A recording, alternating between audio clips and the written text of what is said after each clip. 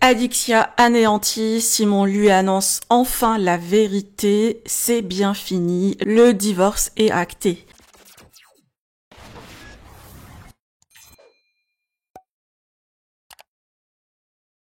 Adixia sort enfin du silence après des semaines de souffrance et d'incertitude suite à sa séparation avec Simon Féraud. Pendant 15 jours, la jeune femme était en détresse, incapable de s'exprimer sur les réseaux tant la rupture était brutale pour elle.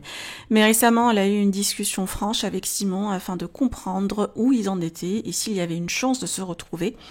Malheureusement, la réponse de Simon a été sans appel, il ne l'aime plus et veut divorcer. Un véritable coup dur pour Adixia qui espérait encore qu'il s'agissait d'un simple break et qu'il pourrait recoller les morceaux.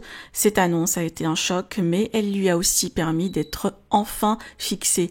Pour tirer un trait définitif sur cette relation, Adixia a pris une décision radicale. Elle a supprimé toutes les photos ensemble et l'a unfollow sur les réseaux, ne voulant plus voir son visage apparaître dans son fil d'actualité. Désormais, elle va devoir se reconstruire après 7 amours déchus.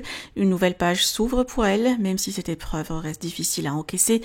Pensez-vous qu'elle arrivera à surmonter cette rupture et à retrouver le bonheur? Dites-moi tout en commentaire. N'oubliez pas de liker la vidéo et de vous abonner à la chaîne. Je vais quand même faire une mise au point aujourd'hui par rapport à ma relation avec Simon parce que j'ai besoin d'avancer. Donc pour le coup, vraiment, ça sera la dernière fois que je parlerai de ça.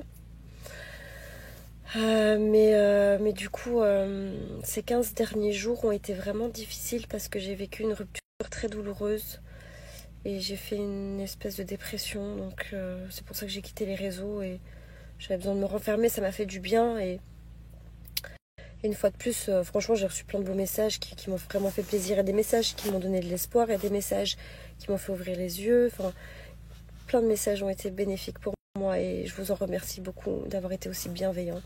Voilà, je décide de me relever aujourd'hui. Franchement, j'aurais été incapable de vous aligner 2 mots la semaine dernière, même la semaine dernière. J'aurais été incapable. Des fois, j'avais envie de prendre mes réseaux pour vous parler, mais je n'ai fait que pleurer. Donc là, aujourd'hui, je me relève parce que la vie continue, voilà. Puis aujourd'hui, j'étais prête à tout entendre. Donc c'est vrai qu'avec Simon, on ne s'est pas eu au téléphone depuis maintenant 2 grosses semaines. Et on s'est appelé ce soir, juste pour savoir où il en était. Et puis, qu'est-ce qu'on fait, quoi. Parce que je suis dans le flou, moi, depuis, je sais plus. Donc, il m'a clairement dit qu'il avait plus de sentiments pour moi. Enfin, du moins, qu'il m'aimait plus comme avant. Que voilà, il avait besoin d'avancer. Enfin, les mêmes mots que d'habitude. Et voilà, enfin, là, on parle plus de séparation. Là, on parle de divorce. Donc voilà, il y a un côté où je comprends, un autre où je reste dans l'incompréhension parce que j'ai tout de même essayé de trouver 1000 solutions jusqu'à même aller habiter dans le sud. Hein. Franchement, quand j'ai compris que j'étais en train de le perdre, là, je lui ai même proposé la solution que je déménage, quoi. Enfin, que voilà, c'est que il y avait moyen de trouver une solution à tout ça, à tous les problèmes. Et voilà, donc clairement aujourd'hui je me sens comme, là maintenant je me sens, je vais pas vous le cacher, j'ai le cœur lourd toujours, mais je me sens à la fois soulagée parce que je sais maintenant que je peux passer à autre chose, façon de parler, parce que genre il faut que je l'oublie, quoi. Et je reste aussi dans l'incompréhension du fait que voilà, quand t'as aimé une personne et que tu l'aimes plus du jour au lendemain, c'est chaud, quoi. Mais comme il y a eu des événements à tout ça, il y a un côté je comprends, un côté je comprends. Je comprendrai pas, je comprendrai jamais. Mais voilà, je sais pas quoi vous dire plus parce que j'ai pas envie. Vraiment, cet appel est vraiment resté dans la bienveillance. On a discuté comme des adultes. Je suis contente qu'il a pu réussir à me dire vraiment les choses. Et j'ai le cœur lourd, mais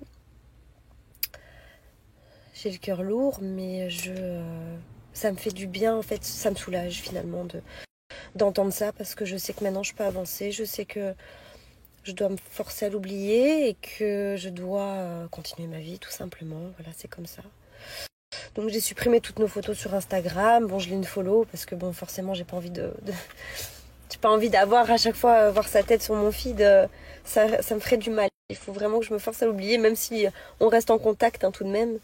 Donc voilà, mais je veux pas qu'il y ait de haine en fait dans tout ça, parce que je vois tellement de gens qui insultent Simon sur mes réseaux, que chez Simon on m'insulte. Voilà, c'est nos choix, c'est son choix, c'est comme ça. Écoutez, je peux rien dire de plus, mais ne soyez pas méchants, ne soyez pas méchants envers lui ni envers moi, parce que finalement, voilà, c'est la vie, c'est comme ça. Voilà, donc écoutez, j'ai envie de dire affaire classée, j'ai plus envie d'en parler 1000 ans.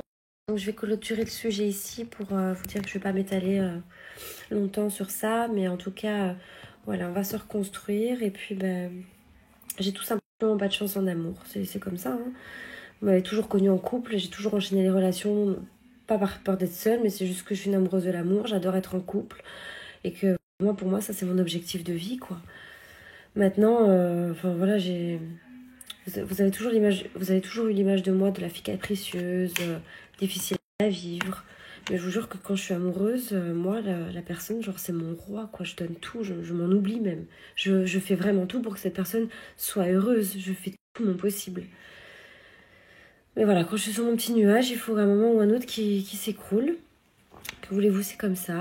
Avoir peur de vivre avec une nouvelle séquelle du fait que j'ai vécu une relation tellement magnifique, tellement passionnante que maintenant, j'ai pas du tout envie d'entreprendre une nouvelle relation avec qui que ce soit. Enfin, j'ai le cœur complètement fermé, mais justement, j'ai peur que mon cœur ne se réouvre plus du tout, de peur d'être déçue, parce que vraiment, j'ai considéré Simon vraiment comme l'homme de ma vie, même si voilà, on n'avait pas aussi, on s'est mariés super tôt, donc l'envie d'avoir un enfant était un peu plus compliquée parce que bon, moi, avec mon métier, j'avais quand même des objectifs encore pour le moment.